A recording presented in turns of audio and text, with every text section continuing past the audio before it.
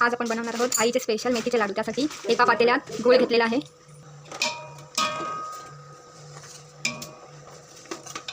हे गुळाचा पूर्ण पाक तयार करायचा आहे लाडू बनवण्यासाठी आपल्याला। तर हे एकूण 2 किलो गूळ आहे। 2 किलो गुळाचे लाडू। गूळ पूर्णपणे असं वितळून घ्यावं छानपैकी।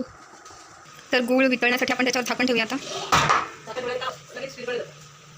झाकण ठेवल्याने गूळ लगेच विरघळला जातं, त्यामुळे आपण झाकण ठेवलेलं आहे। 2 किलो गुळासाठी आपण 200 ग्रॅम डिंक तळून घेतलेला आहे छानपैकी मस्त। बघा कसं कुरकुरीत आवाज येतोय, बघू शकता। कुरकुरीत असं डिंक आपण तळून घेतलेला आहे 200 ग्रॅम। लाडूमध्ये टाकण्यासाठी त्याला मस्त असं सुट्टा करून घेतो तुम्ही। मस्त खमंग झालेलं आहे मस्तच। हे ड्रायफ्रूट्स आपण तुपामध्ये मस्त तळून घेतलेले आहेत छानपैकी। 1 मिनिट आपण तुपामध्ये तळून घेतलेले आहेत ड्रायफ्रूट्स। आणि मगच बी आपण हे भाजून घेतलेले आहेत। 2 किलो लाडवांसाठी आपण 1 किलो खोबरं असं छानपैकी भाजून घेतलेलं आहे मस्त। खूप असं छान स्मेल येत आहे त्याचा। गूळ आता वितळत आहे। 50% गूळ वितळलेला आहे। आईचे स्पेशल मेथीचे लाडू। तर 2 किलो गुळासाठी आपण अर्धा किलो रवा छानपैकी असं भाजून घेतलेला आहे। ही आपण अर्धा किलो मेथी मस्त भाजून अशी मिक्सरमध्ये ग्राइंड करून घेतलेली आहे। हा साधारण पाव किलो खजूर, ओला खजूर स्वच्छ धुवून कापून असा घेतलेला आहे। हे पाव किलो शेंगदाणे मस्त असे भाजून बारीक करून घेतलेले आहेत। एकदम पण बारीक नाही करायचे, थोडे असे क्रिस्टल ठेवायचे, जाड ठेवायचे। ते छान असे चव लागते आता खाली आल्यानंतर लाडवांमध्ये।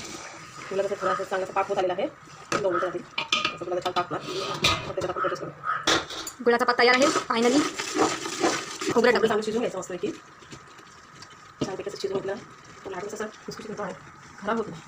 आपल्याला कसं छान शिजून घ्यायचं, खोबरं टाकायचं असं थोडं टाकायचं, थोडं खोबरं टाकून छानपैकी असं पाकामध्ये शिजून घ्यायचं।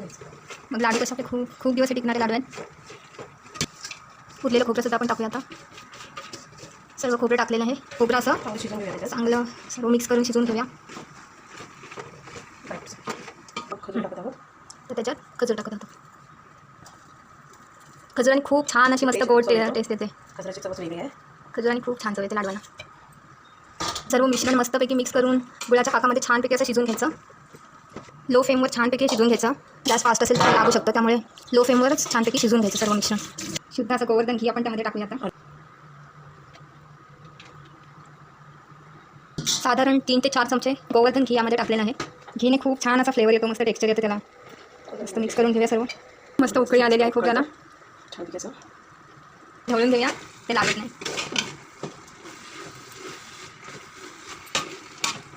ड्रायफ्रूट्स टाकूया। आता 200 ग्रॅम आहे तुपात भाजलेले ड्रायफ्रूट्स टाकलेले आहेत त्यामध्ये। ते आता मस्तपैकी मिक्स करून घेऊया।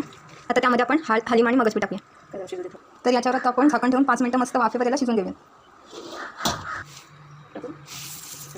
मगज बी आणि हलीम मस्तपैकी मिक्स करून घेऊयात। आपण डिंक टाकत आहोत, आपण ती टाकत आहोत, गेम चेंजर। 4 टीस्पून वेलची टाकलेली आहे। मिश्रण मस्तपैकी असं ढवळून घेऊयात, मिक्स करून घेऊयात। खूप मस्त असा सुगंध सुटलेला आहे। आता हे मिक्स केलेलं मिश्रण कमी गॅसवर 5 मिनिटं वाफवून घेऊयात। पाव किलो शेंगदाण्याचं कूट टाकलेलं आहे छानपैकी। तो आता मिक्स करून घेऊया सर्व मिश्रणामध्ये। तर आपण मेथी टाकत आहोत। साधारण अर्धा किलो मेथी घेतलेली आहे। सर्व मेथी मस्तपैकी अशी मिक्स करून घेऊया।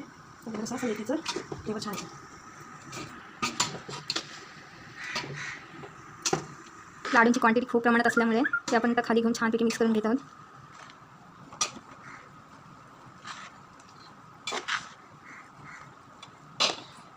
तर आपण त्याच्यामध्ये अर्धा किलो रवा टाकूया। रवा हा ऑप्शनल आहे, तर थोडा रवा टाकून मिक्स करून घेऊया।